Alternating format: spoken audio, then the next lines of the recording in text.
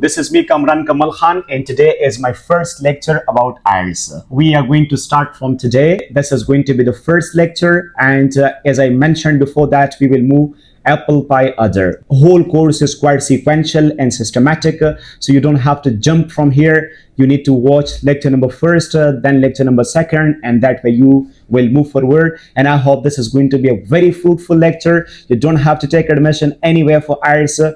This channel is going to be the biggest university for IELTS. You can get fully ready from here, and my aim is to make you able to get maximum bands and minimum time. Inshallah, I will try my best. You may also try your best. In today's first lecture, we are going to be talking about IELTS. We will have a detailed introduction to IELTS. Dear students, the word IELTS, the term IELTS stands for International English Language Testing System. It's an English proficiency test that is for the students who want to study abroad. Also for the people who want to go abroad with the intention of work, you want to work abroad, or with the intention of immigration. So if you want to go abroad for any purpose, for study purpose or for work purpose, you have to go through this phase. There are two types of IELTS. One is called IELTS academic, one is called IELTS general. Now IELTS academic is for those students who want to study abroad. If you want to study in a reputable institute in abroad in any other country, you have to go through IELTS academic. And if you want to work abroad with a company or anywhere else, you have to go through IELTS general. These two are the types of IELTS. Dear students, the validity of the test as far as is concerned, that's 2 years. In case you appear in the test today, today is the 12th of August. In case I appear in the test today, so it's 2026, on the 12th of August in 2028, my test will get expired. So the validity of the test is 2 years. There are two mediums, two methods of giving the test, IELTS on paper and IELTS on computer based. But now it's on computer based. So you have to go for that one. So you need to keep one method in mind, and that's to go for computer based, but that will be center based. You cannot give it online from your own home. There are particular centers, you have to go to that center physically, and from there you have to take the test. The next important thing to understand is that there are 4 modules in IELTS. So one is listening, reading, writing, and speaking. And I said this in a sequential style. First of all, you have to go through listening. After that, once you complete your test of listening, you will go in your second phase of the test. Reading test will get started, and then your writing test will get started. As far as the speaking module is concerned, so that could either be before the 3 modules or after the 3 modules. That is conducted on a different day or in a different time. What do I mean by different time? For example, it's possible that speaking might be in the morning and LRW might be in the evening. LRW means listening, reading, writing. Okay, that might be in the evening. Or LRW might be in the morning and speaking might be in the evening. And it's also possible that they both are on completely different days. Today you appear in LRW, and the other day or the day after tomorrow or after 3 days they call you for your speaking module. Now one by one we will be talking superficially about the 4 modules that I talked about. The first one is listening. The total duration of the listening test is 30 minutes only. There are 40 questions and the total time you have is 30 minutes. At the end you will be given 2 extra minutes to check your answers, but in all you have to keep 30 minutes in mind and 40 questions in the mind. There will be 4 sections in this module. Section 1, Section 2, Section 3, and Section 4. And there are 10 questions in each section. In Section 1, there will be a dialogue between 2 people. They will be talking in a social context, in a general context. For example, they might be talking about shopping. They might be talking about booking a hotel. They might be talking about traveling. About a social context, they might be talking. Okay, 2 people. That will be a dialogue. In Section 2, there will be a monologue. One person will be talking, again in a social context. In the third section, there will again be a conversation, but this might be among 3 people, or this might be among 4 people. And in Section 4, again there will be a monologue. One person will be talking about an academic context. In Section 3 and Section 4, they will be talking about an academic context.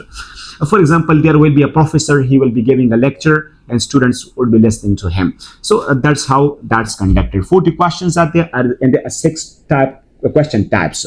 Sentence completion, form, map, labeling, MCQs are there, short answers are there. We will be talking about them one by one in the next lectures, inshallah. The next module that we have, that's reading. Again, we have 1 hour for this, and we have 40 questions.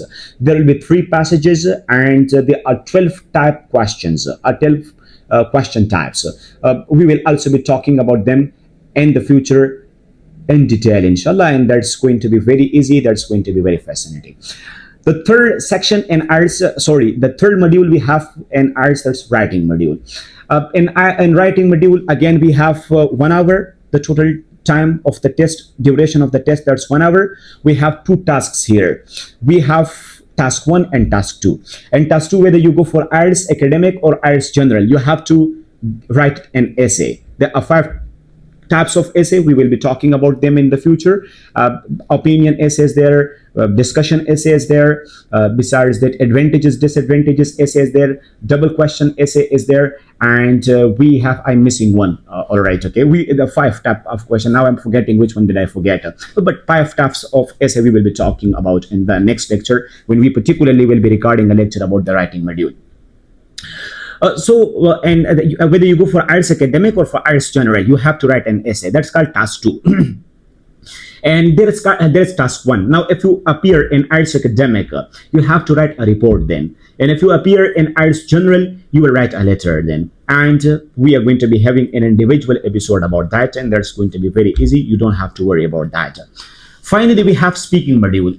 The total duration of this test, that's from 11 to 14 minutes. That's a total duration. Minimum 11 minutes you have to keep in the mind, and maximum 14 minutes you need to keep in the mind. There are 3 parts. Part 1, Part 2, and Part 3.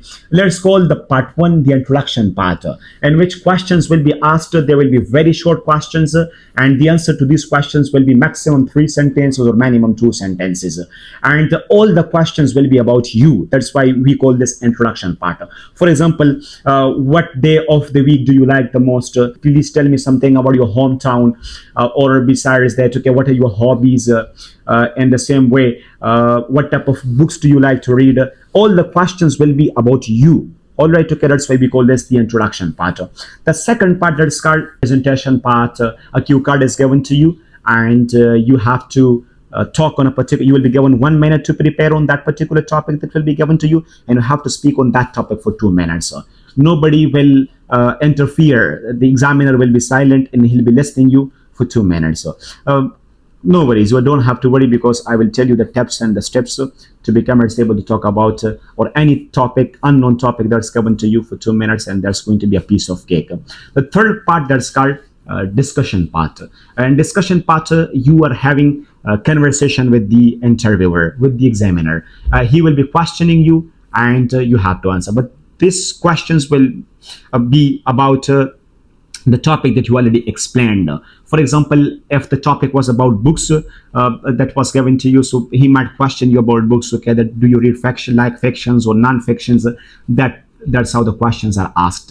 But all the questions will be relevant to that topic. That's how the whole test is conducted. I would like to tell you about the score that's not in marks, that's in bands. We have a scale of 9 bands. In total, we have 9 bands.